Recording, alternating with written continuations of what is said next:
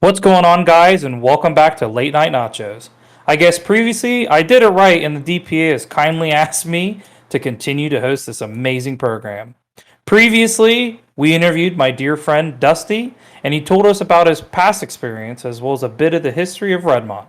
Tonight, our next guest speaker will be able to provide further insight into the past as well as, I guess you could say, the current state of the Commonwealth, and give us his own take on the recent presidential election.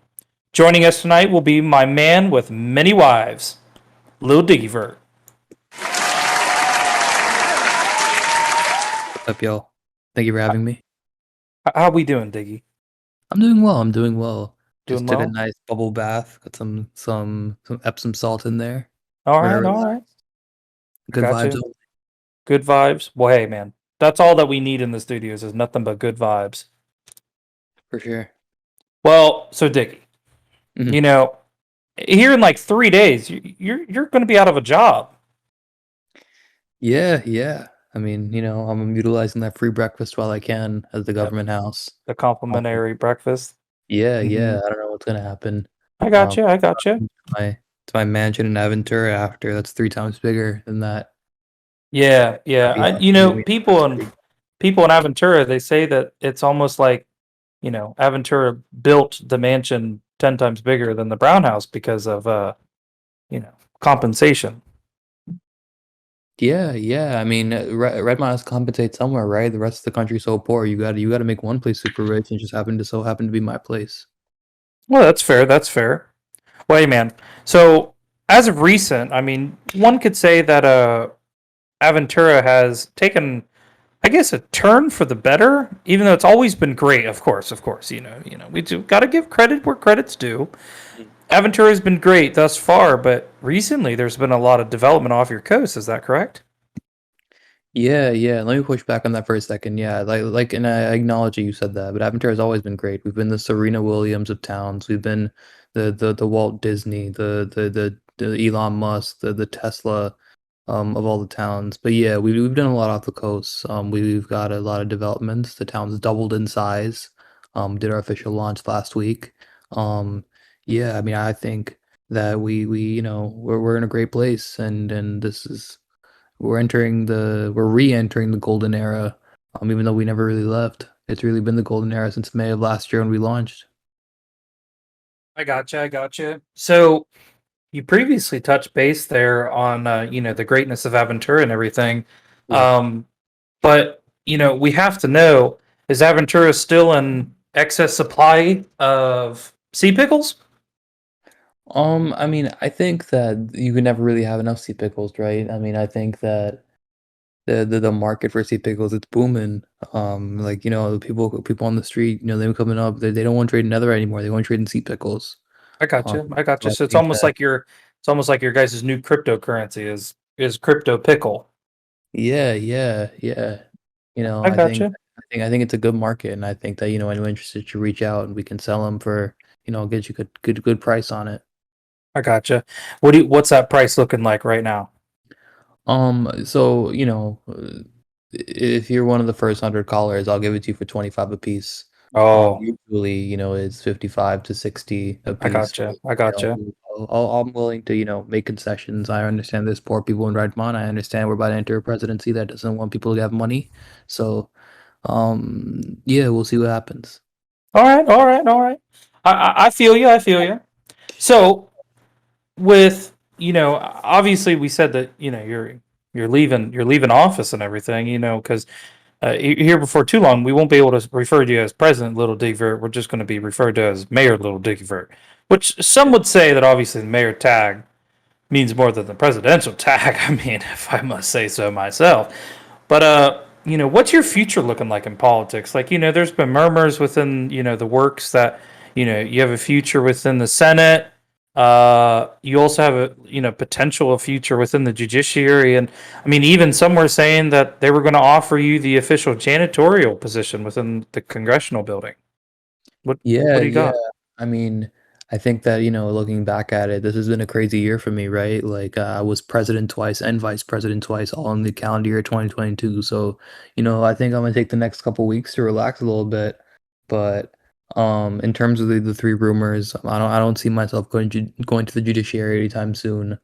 Um, in terms of the janitor, I know they want me to clean up this nonsense city, but I'm not. It's not my job. My priority is Aventura.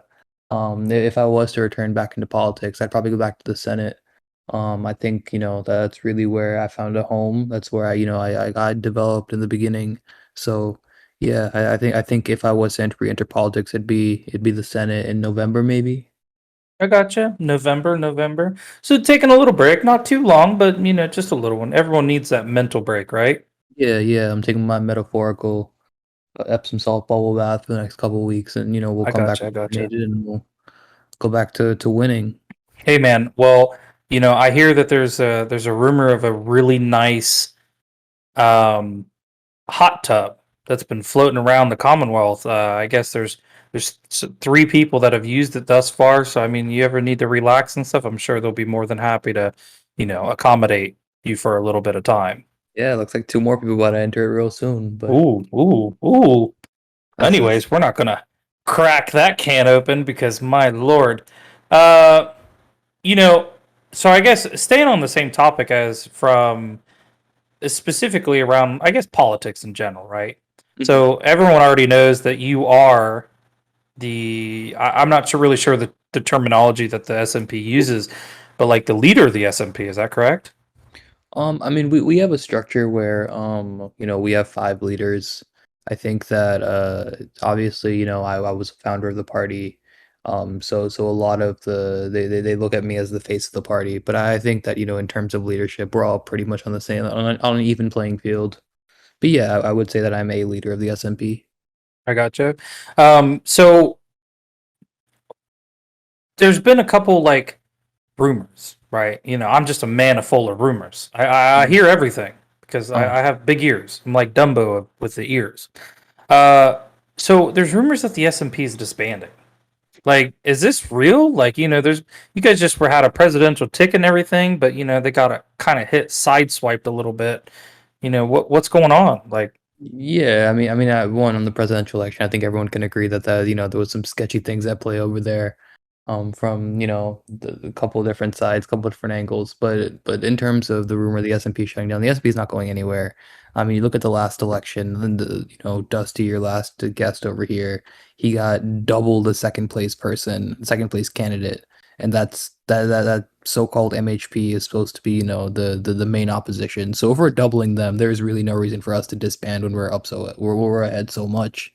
I mean, it'd be silly for us. We now have a majority in the House and the Senate. I mean, for the next 3 days, we have the executive as well. I mean, no party has done this since the BDP, which was my party about a year ago. So, I mean, I think that there's no reason for us to quit while we're ahead.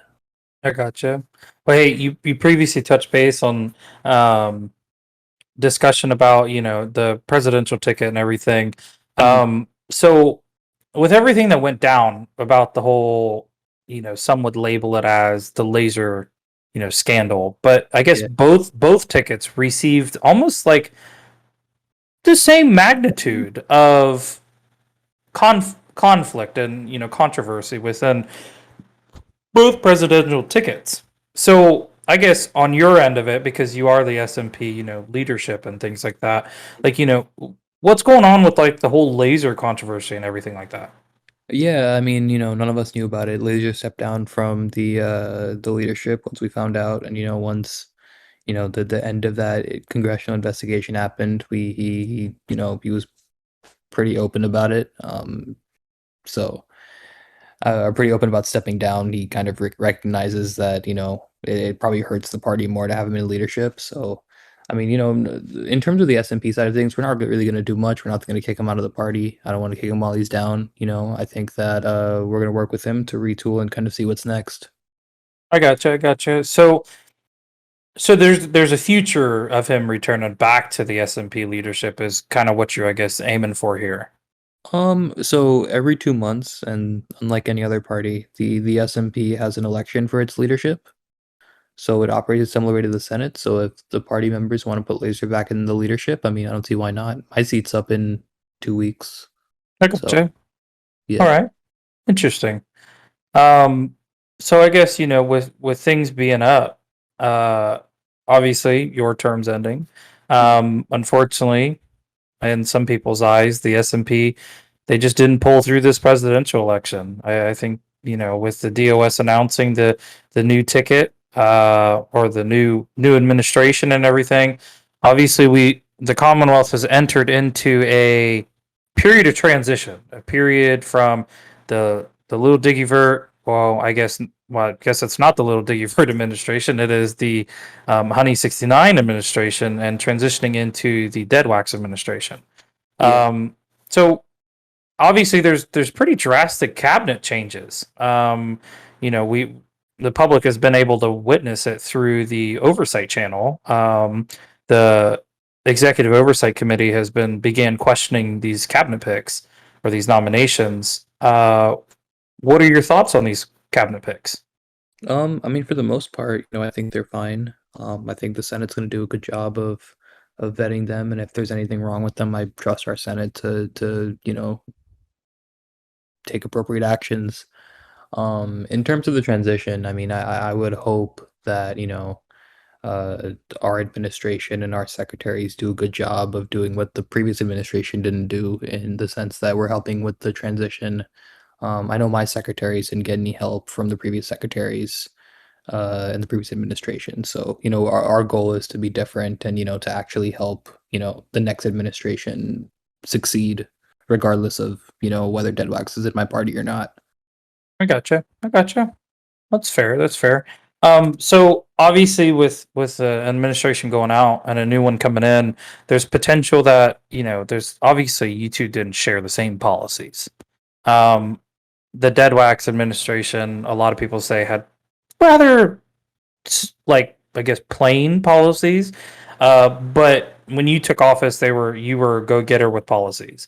Um, are you afraid about these transition of these policies, that you'll see a lot of your policies be rolled back and new policies implemented that change it drastically in the opposite direction? Or I mean, what are your thinking there? I would hope not. I mean, I think all of my policies are really good.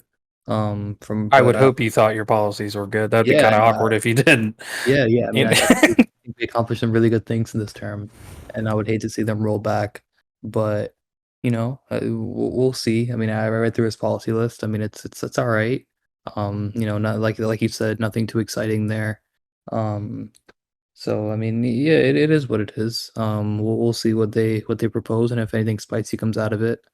I think a lot of people say this, and I think they would agree that that this election was more so the Mahad ticket losing rather than the Deadbacks ticket winning. I think there were a lot of circumstances that went into this election, and I think that if there was a way to redo it, I think that we would have a very different outcome. I think there are a lot of mistakes that the S&P made that we would be that we're gonna be kicking ourselves over for the next 4 months.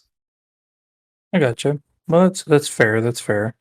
Uh, so Diggy, with you being in the executive, you obviously have like a third person point of view.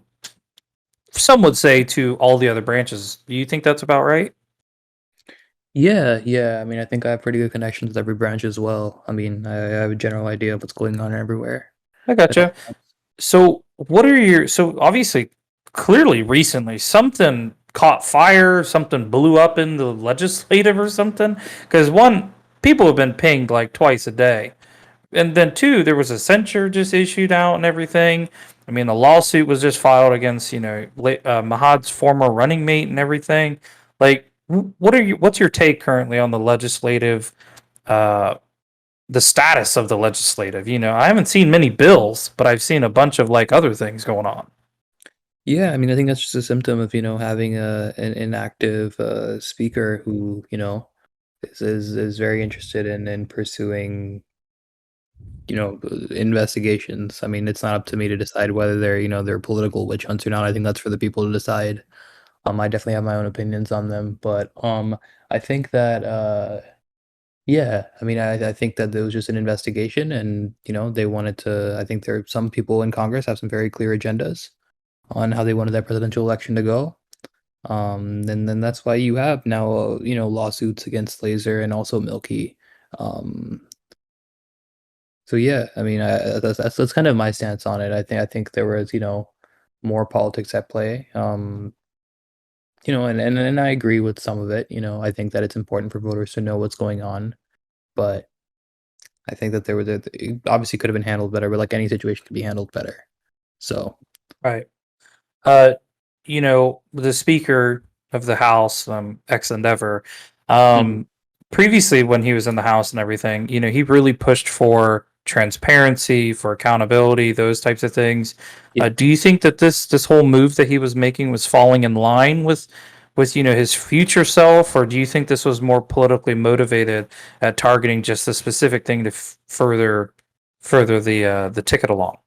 I don't know if it was just a thing for. I mean, obviously he was a supporter of the Derpy, of Derpy and Dead Wax, but I don't think this was a uniquely, solely making them, you know, president and vice president. I think that, we've seen him do this before with Westray and Elena in the previous term. So I think that there has been a pattern of him, going at secretaries and presidents and trying to hold them accountable. So I don't think this is like anything like unique. Um, but yeah, I guess that answers your question. I gotcha. Well, that's fair. Hey man, unfortunately, time's short. It costs so much to produce these types of things. Yeah. It's been an absolute pleasure having you on the show. I know our viewers, as well as I'm sure all the supporters and the people who voted for you while in office. They greatly appreciate you, one, just taking the time to come out and chat with us, and it's been a pleasure. It's always been fun. Yeah. I'm sure I'll see you within the Commonwealth, because I'm a frequent flyer everywhere. Yeah, I'm not going anywhere, and I want to thank the people again. They made me the highest approved president, outgoing president of all time. Um, so, I appreciate the love, and maybe I'll see y'all again in 4 months again. Yeah. Well, guys, that's been late night nachos with me.